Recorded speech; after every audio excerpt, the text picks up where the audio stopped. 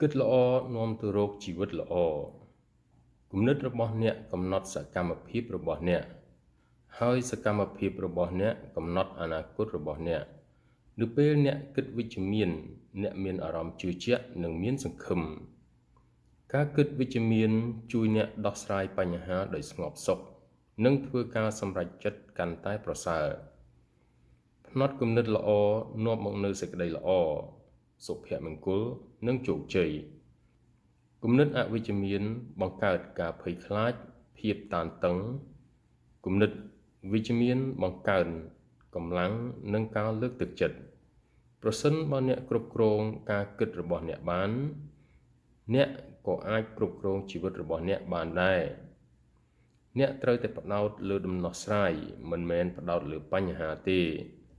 សមិទ្ធផលដ៏អស្ចារ្យនីមួយៗចាប់ផ្ដើមដោយគំនិតវិជ្ជមានតាមរយៈការជ្រើសរើសគំនិតល្អៗជារៀងរាល់ថ្ងៃអ្នកអាចកសាងចរិតលក្ខណៈកាន់តែល្អប្រសើរនិងមានអនាគតភ្លឺស្វាងជាងមុន